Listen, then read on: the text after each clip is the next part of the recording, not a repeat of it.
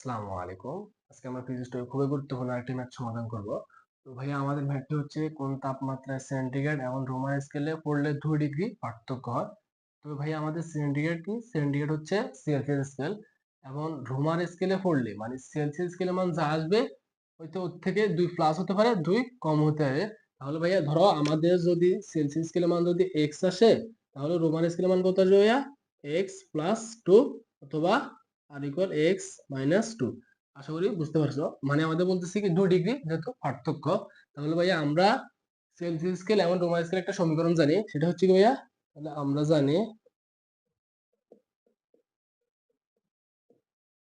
জানি C divided by 5 আর divided by 4।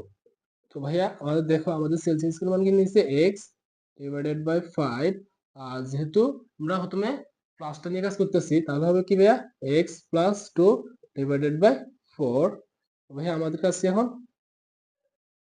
আড়াআড়ি গুণ করে দেবো।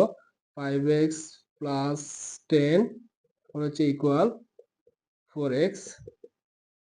তারপর হচ্ছে ভাইয়া আমাদের কি, তো পাশে ফাটে দিব, কত হচ্ছে ভাইয়া 5x minus 4x equal minus 10। এখানে আমাদের দেখছি ভাইয়া x ইকুয়াল মাইনাস 10। এখন দেখো ভাইয়া তাহলে রোমান স্কেল কত আসবে ভাইয়া? রোমান স্কেল আসবে তাহলে কত আসবে ভাইয়া দেখো, তাহলে রোমান স্কেল হয়তো আসবে কত -10 + 2 ভাইয়া -8। এখন দেখো ভাইয়া আমরা মাইনাস নিয়ে কাজ করব।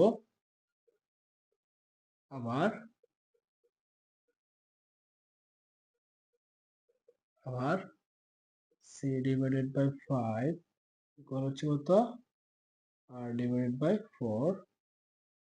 যেহেতু আমরা এখন মাইনাস থেকে কাজ করতেছি, তাহলে x ডিভাইডেড বাই 5, তাহলে x মাইনাস 2 ডিভাইডেড বাই কত 4।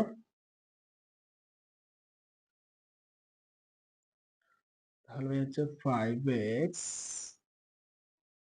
10 ইকুয়াল 4x।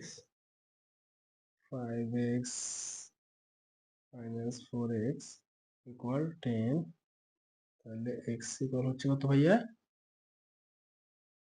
10। তাহলে ভাইয়া রোমান স্কেল হবে কত ভাইয়া 10 মাইনাস 2। তো রোমান স্কেলে দেখা যাবে কত ভাইয়া 8। ভাইয়া আমাদের এটা হচ্ছে আনসার। তো ভাইয়া দেখো আমরা যখন সেলসিয়াস স্কেলে মানে এক্স নিয়েছি, তখন আমরা কি করছি ভাইয়া রোমান স্কেলে আসছে প্লাস নিয়ে কাজ করছি। যখন আমরা প্লাস নিয়ে কাজ করছি, তাহলে আমাদের রোমান স্কেল দেখাচ্ছে কত ভাইয়া -8 এবং সেলসিয়াস স্কেলের মান কত ছিল তখন -10।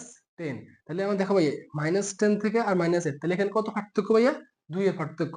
আর যখন x - 2 নিয়ে কাজ করছি, তখন আমাদের দেখতে যাচ্ছে ভাইয়া দেখো +10 আসছে, এখানে আসছে কত, এখানে +8 আসছে। তাহলে দেখো ভাইয়া +8 আর হচ্ছে +10, এখানে মধ্যে পার্থক্য কত ভাইয়া 2 এর পার্থক্য।